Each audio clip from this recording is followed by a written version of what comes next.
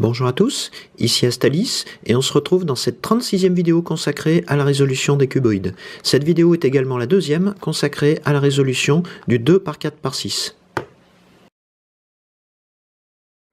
Dans la vidéo précédente, je vous ai montré comment rendre au 2 par 4 par 6 sa forme initiale et dans celle-ci, je vais vous montrer comment terminer sa résolution. Pour terminer la résolution du 2 par 4 par 6, je vais m'y prendre en plusieurs temps. On sait que le 2 par 4 par 6 comporte un certain nombre d'arêtes complètes, c'est-à-dire des groupes d'arêtes individuelles placées côte à côte, et on peut distinguer des petites arêtes complètes, comme ici, avec deux arêtes individuelles côte à côte, et des grandes arêtes complètes qui en comportent 4. Je vais d'abord résoudre ces arêtes complètes en commençant par les petites, je vais ensuite passer aux grandes, et pour terminer, je m'intéresserai au centre en commençant par les centres qui forment un carré au milieu des deux plus grandes faces du cuboïde, les faces de 4 fois 6 pièces, et enfin, je terminerai la résolution par le placement des autres centres. Si je commence par les petites arêtes complètes du cuboïde, c'est-à-dire celles-ci, on en a 4 au total sur le 2 par 4 par 6, on peut avoir de la chance et avoir ces 4 groupes d'arêtes déjà résolus, c'est-à-dire que chaque arête complète sera composée de 2 arêtes individuelles présentant les mêmes couleurs, mais la plupart du temps, on tombera sur 3 autres cas de figure.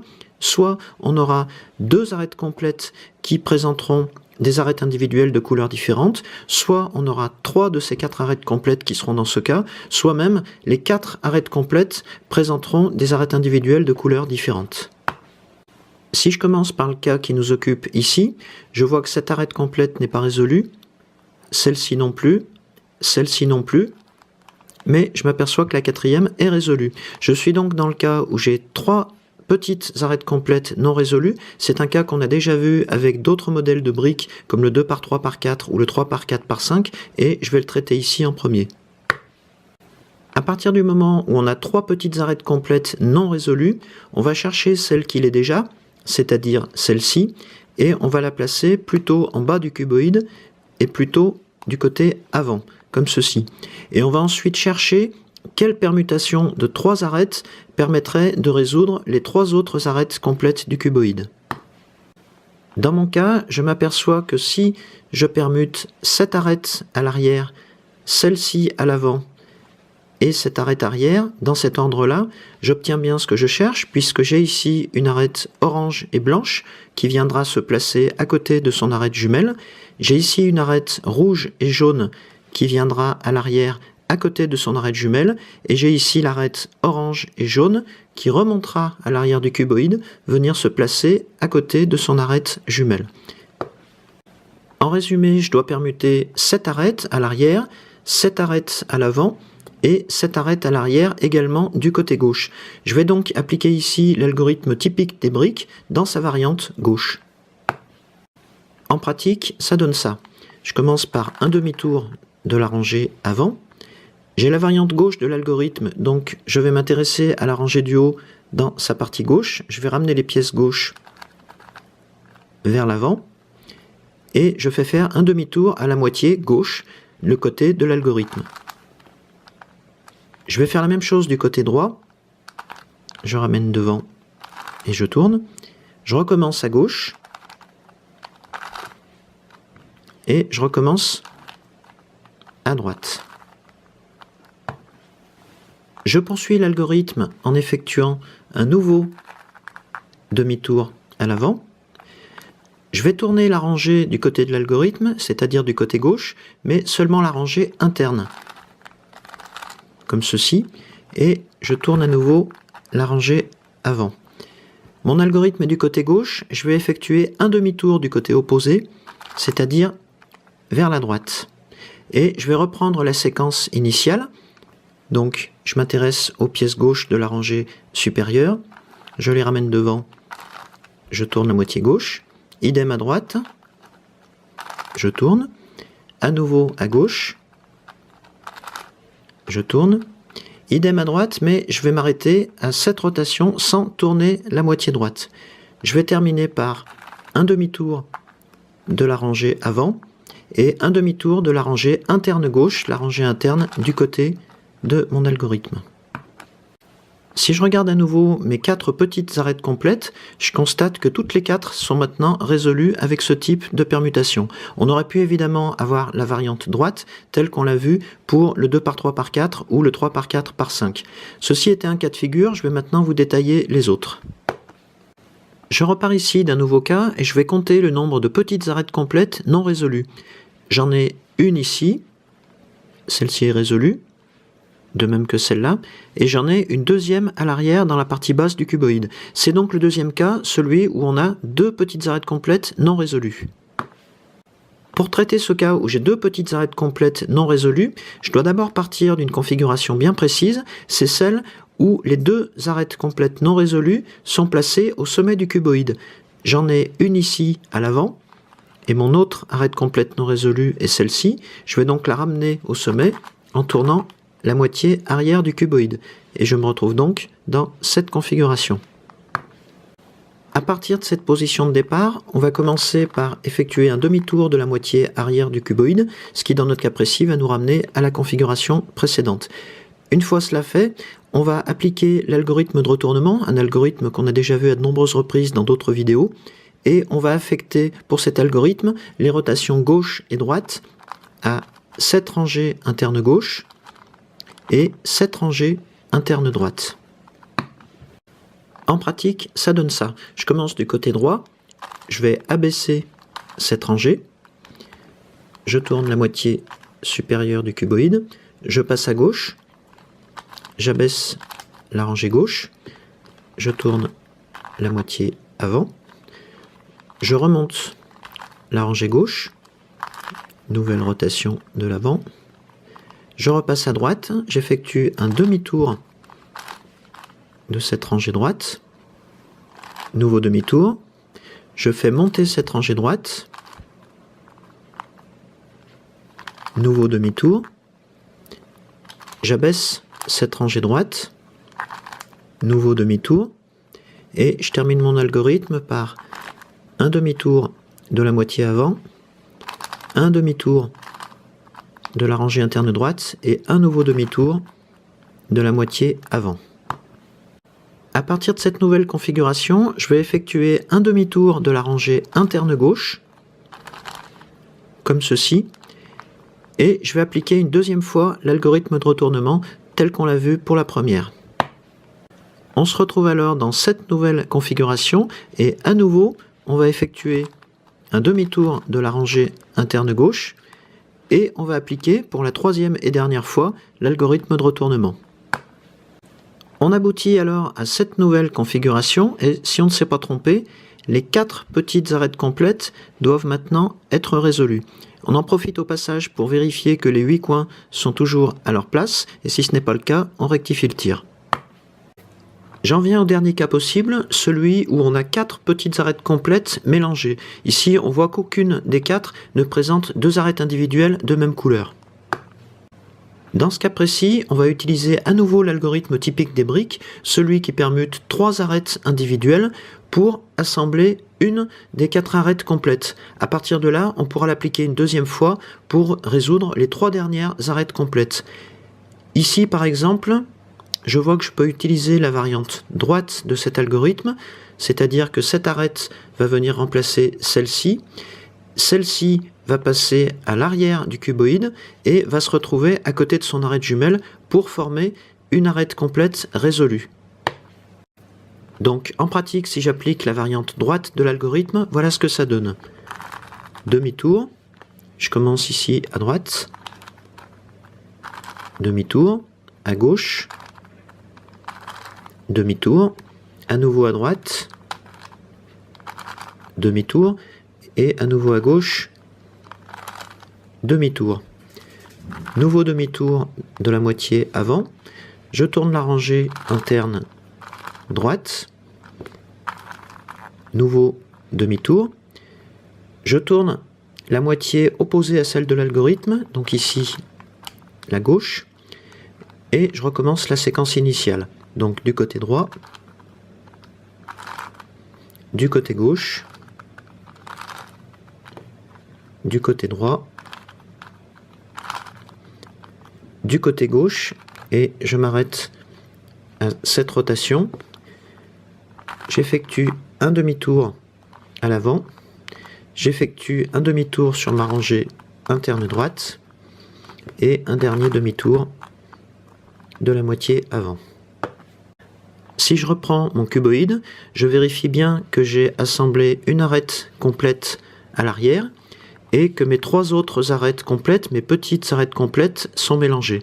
Donc puisque j'ai trois paires d'arêtes individuelles mélangées, je n'ai plus qu'à utiliser une nouvelle fois l'algorithme des briques en trouvant la bonne combinaison pour terminer la résolution de cette série de petites arêtes. Une fois que chacune des quatre petites arêtes complètes est résolue, comme on le voit ici, on va permuter ces arêtes entre elles pour les ramener à la bonne position sur le cuboïde.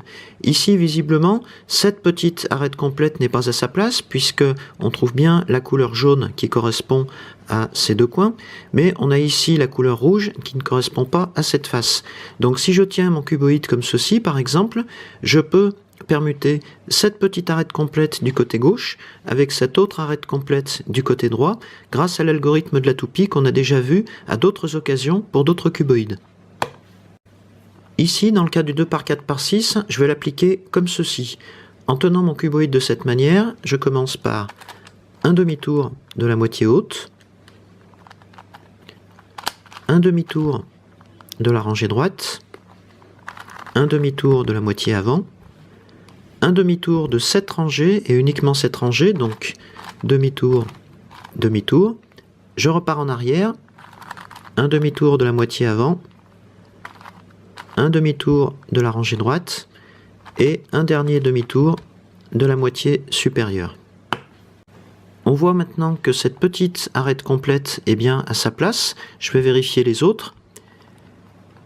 Je vois que j'ai ici deux petites arêtes complètes qui partagent la couleur orange, mais je vois que j'ai ici la couleur blanche qui ne correspond pas à la couleur des quatre coins sur cette face, et j'ai la situation symétrique de l'autre côté par rapport aux quatre coins blancs. Je vais donc devoir permuter cette petite arête complète avec celle-ci, et on va se servir du même algorithme, mais en partant de cette face. Donc si je reprends les mêmes rotations, qui sont toutes des rotations à 180 degrés, voilà ce que ça donne. Demi-tour de la moitié haute, demi-tour de la moitié droite, demi-tour de la rangée avant, demi-tour de cette rangée, je repars en arrière, demi-tour de la rangée avant, demi-tour de la moitié droite et demi-tour de la moitié supérieure. J'avais une première arête complète en place, j'en ai deux autres ici, donc la quatrième doit elle aussi être en place. J'ai résolu cette série de 4 petites arêtes complètes et je vais pouvoir passer maintenant à ce que j'ai appelé les grandes arêtes complètes qui courent sur la plus longue dimension du cuboïde. Je vais subdiviser chacune de ces longues arêtes complètes en deux paires d'arêtes individuelles. J'aurai d'abord une paire d'arêtes individuelles internes et ensuite une paire d'arêtes individuelles externes. Si je commence par la paire interne, je vais la traiter exactement comme j'ai traité les arêtes individuelles dans les petites arêtes complètes. Dans mon cas précis, je vois que j'ai déjà une paire d'arêtes individuelles internes résolue ici.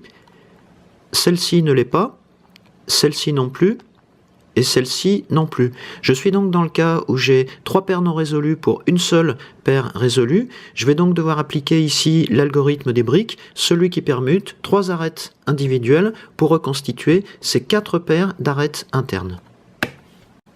J'ai ici retourné mon cuboïde et je m'aperçois que si j'applique la variante droite de mon algorithme, j'ai cette arête bleue et blanche qui va venir se placer à côté de son arête jumelle ici. J'ai cette arête verte et jaune qui normalement va prendre la place de cette arête, mais je vois que celle-ci fait partie d'une paire résolue. L'emplacement que je cherche est celui-ci, donc je peux tourner cette rangée inférieure, et de cette manière, en appliquant la variante droite, chacune des arêtes individuelles va reprendre sa place. J'ai ici appliqué mon algorithme, je vois que j'ai bien 4 paires d'arêtes internes résolues, et pour rétablir la situation au niveau des coins, il ne me reste plus qu'à tourner de 180 degrés la rangée inférieure que j'avais retournée tout à l'heure pour me retrouver dans cette nouvelle configuration. Je vais donc maintenant m'intéresser aux paires d'arêtes individuelles externes que je trouve ici sur le cuboïde. Je remarque que dans cette rangée, j'ai deux facettes blanches ici, alors que j'ai la face jaune, puisqu'elle est délimitée par ces quatre coins, et j'ai la situation symétrique de l'autre côté. Donc je peux par exemple, dans un premier temps, tourner cette rangée comme ceci. Dans mon cas, je vois que j'ai eu de la chance, puisque par cette seule rotation, j'ai résolu d'un seul coup les quatre paires d'arêtes individuelles externes. On voit ici qu'elles ont les mêmes couleurs sur cette partie du cuboïde. Même chose pour ces deux-là, même chose pour ces deux-là, et même chose pour ces deux-là. En général, on pourra évidemment retomber sur les cas particuliers où 2, 3 ou 4 paires d'arêtes individuelles externes ne sont pas résolues. On sait comment les résoudre avec les algorithmes que je vous ai montrés, et pour les appliquer ici, selon le cas, on va les appliquer à cette rangée interne gauche, cette rangée interne droite, et lorsque je parle de la partie gauche ou droite du cuboïde dans les algorithmes, je parlerai de cette partie du côté gauche et cette partie du côté droit. Une fois que ces paires d'arêtes externes sont résolues, je vais devoir réagencer les paires internes par rapport aux paires externes pour faire correspondre les couleurs de toutes ces pièces à celles des coins du cuboïde. Ici, je vois que j'ai une arête complète, une longue arête complète résolue. C'est également le cas de celle-ci, mais je vois qu'il me reste des pièces à échanger entre cette arête complète et celle-ci.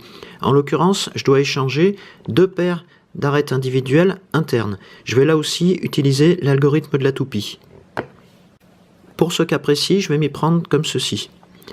Donc, demi-tour de la moitié supérieure, demi-tour de la moitié droite, demi-tour de la rangée avant, demi-tour de cette rangée et uniquement de cette rangée. Je reviens en arrière, demi-tour de la rangée avant, demi-tour de la moitié droite et demi-tour de la moitié supérieure.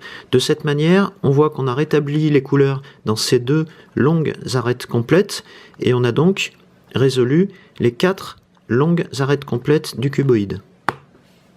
J'aurais pu également tomber sur ce cas où les quatre grandes arêtes complètes du cuboïde sont résolues si on les considère individuellement, mais je vois que celle-ci n'est pas à sa place sur le cuboïde à cause de ces quatre facettes jaunes qui ne correspondent pas à la couleur blanche de cette face.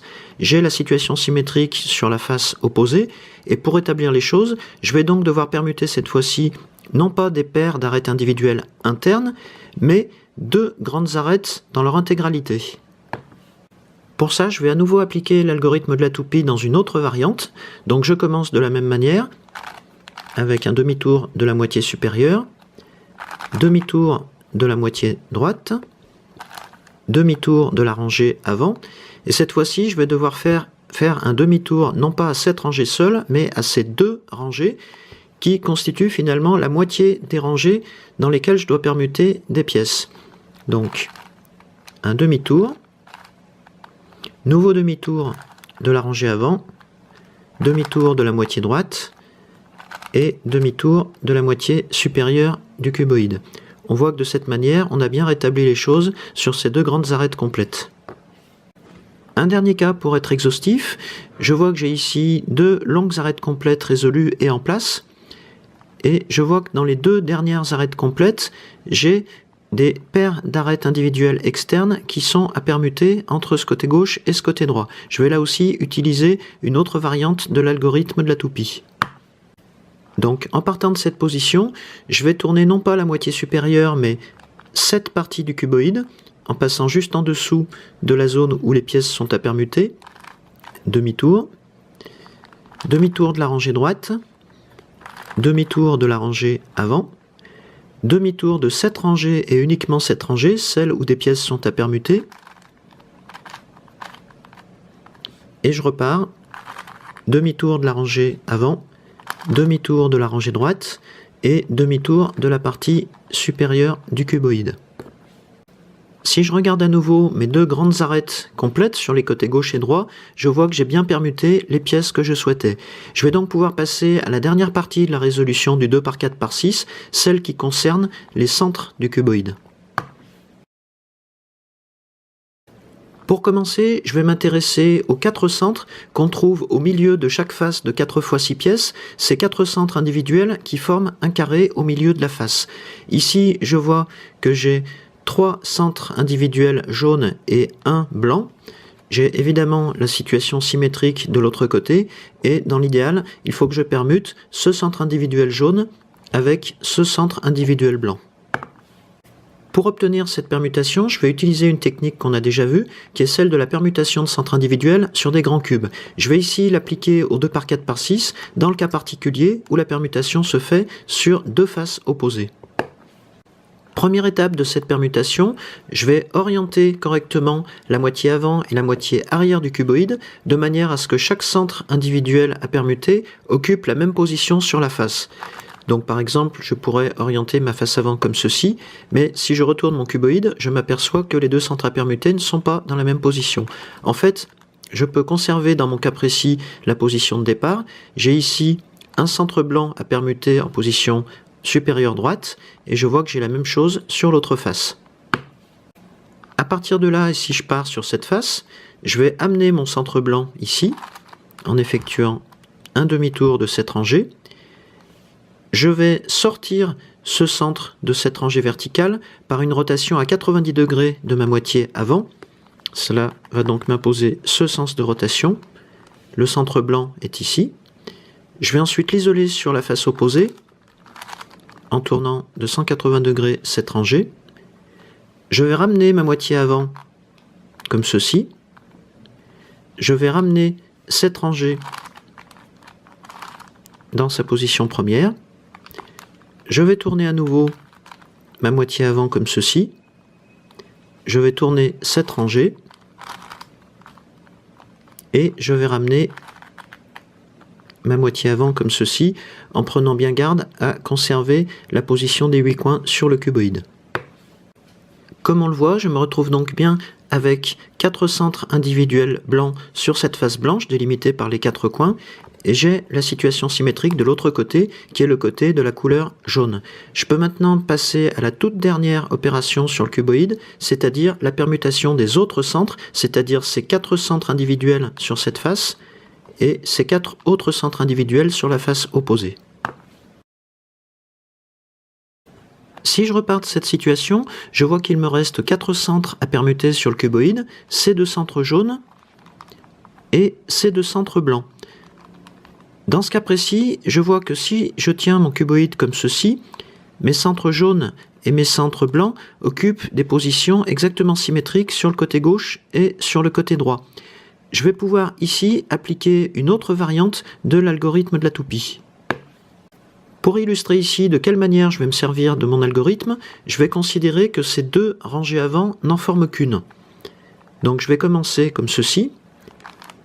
Demi-tour de la partie supérieure du cuboïde, demi-tour de la moitié droite, demi-tour non pas de la première rangée avant mais des 2 rangées avant, demi-tour de cette rangée et uniquement cette rangée, celle où des pièces sont à permuter, nouveau demi-tour des 2 rangées avant, demi-tour de la moitié droite et demi-tour de la partie supérieure du cuboïde. Si j'observe maintenant mes faces gauche et droite, je constate que dans l'opération, j'ai bien permuté les centres que je souhaitais, mais j'ai également permuté ces arêtes du côté gauche et ces arêtes du côté droit, puisqu'elles faisaient partie intégrante de ces ensembles de pièces. Je vais donc devoir appliquer une deuxième fois l'algorithme de la toupie, mais cette fois-ci en faisant permuter uniquement ces arêtes, et donc en faisant tourner seulement la rangée avant, la première rangée avant. Donc, demi-tour, demi-tour, demi-tour de la seule rangée avant, demi-tour de cette rangée seule, à nouveau demi-tour de la rangée avant, la première, demi-tour de la moitié droite et demi-tour de la partie supérieure du cuboïde. Et on voit cette fois-ci qu'on a bien tout permuté, c'est-à-dire à la fois les centres et également les arêtes. Autre cas de figure proche et qu'on peut rencontrer avec cette série de centres, j'ai ici 2 centres à permuter sur cette face et ces 2 centres à permuter sur la face opposée. Si ces 2 centres était dans cette position, il me suffirait pour obtenir deux faces symétriques de retourner cette rangée comme ceci. Dans ce cas de figure, je vois que si je prends mon cuboïde comme ceci, j'ai la même situation symétrique que tout à l'heure entre les faces gauche et droite. Je vais donc appliquer ici l'algorithme de la toupie à partir de cette position, une fois en faisant tourner mes deux rangées avant, et une autre fois en faisant tourner ma seule rangée avant pour permuter dans un premier temps ces ensembles de pièces et ensuite uniquement les arêtes avant. Enfin, dernier cas que j'illustrerai sur le 2 par 4 par 6, celui où je dois permuter deux centres individuels lorsque ces deux centres ne se trouvent pas dans le carré de 4 centres au milieu de chaque face. On va voir ici que bien que j'ai en apparence deux pièces à permuter, on va se servir d'une variante de l'algorithme de la brique qui va permuter non pas deux mais trois groupes de pièces.